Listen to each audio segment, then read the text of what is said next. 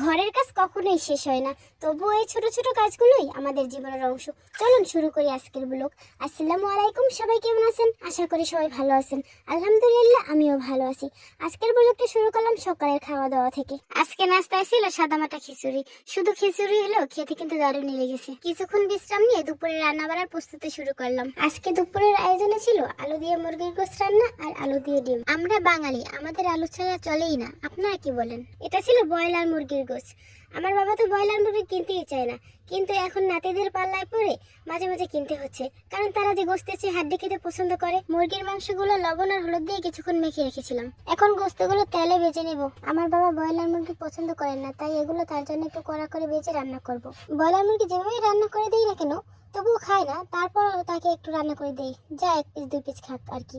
তার জন্য আবার আলাদা করে ডিম আলু রান্না করব। বাজার শেষ, এখন আমাদের জন্য এগুলো বেজে নেব। আমাদেরগুলো হালকা বাজে দিব, এক এক করে সবগুলো এরকম হালকা বেজে নিব। প্রথমবারের মতো বড় ব্লগ ভিডিও করছি এবং ভয়েস দিচ্ছি, জানি না কেমন হচ্ছে। মুরগির মাংসটা ভাজতে ভাজতে একটা কথা মনে হলো, মেয়েদের জীবনটাও যেন এমনই।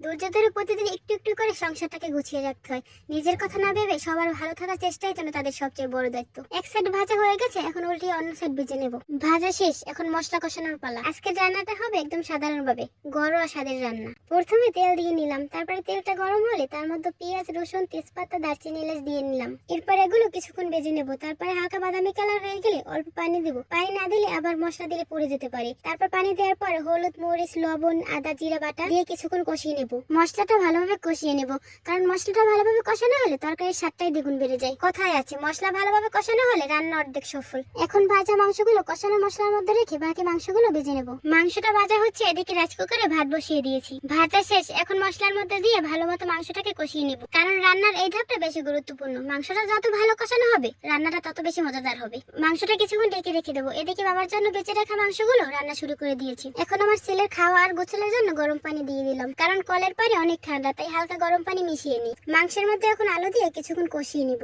আমরা মাংসটা কষানো হলে তারপরে আলু দিয়ে কিছুক্ষণ কষিয়ে নিই। অনেকে আছে প্রথমেই দেয়, আপনারা কখন দেন জানাবেন। কষানো শেষ, এখন পরিমাণ মতো পানি দিয়ে দেবো। হালকা জল রাখবো, তাই একটু বেশিই পানি দিয়েছি। এদিকে রান্না হতে থাক, আমি একটু রান্নার ফাঁকে আম খেয়ে নিই। আমের সিজনে প্রতিবেলায় আম না খেলে হয় নাকি? বাবার জন্য মাংস রান্নাটা হয়ে গেছে, এই মাংসটা বুনা বুনা করেছি। রান্না শেষ, এখন রান্নার উপরে জিরার গুঁড়া ছিটিয়ে দেবো। এবার ডিম আলু রান্নার পালা।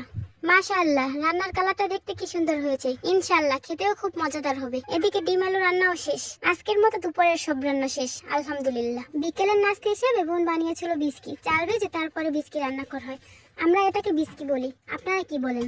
একদিকে নাস্তা রান্না হচ্ছে, আর অন্যদিকে আমার ভাগ্নে বৃষ্টির মধ্যে ভিজে তারপর আর্জেন্টিনার পতাকা লাগাতে ব্যস্ত। সে হলো বিশাল আর্জেন্টিনার বড় ফ্যান, আর অন্য একজন আছে, সে হলো পর্তুগাল। তাদের দুজনের মধ্যে তো সারাক্ষণ লাগতেই থাকে। আমার সাথে শেষ পর্যন্ত থাকার জন্য সবাইকে অসংখ্য ধন্যবাদ। আবার দেখা হবে নতুন কোনো ব্লগে। সবাই ভালো থাকবেন। আসসালামু আলাইকুম।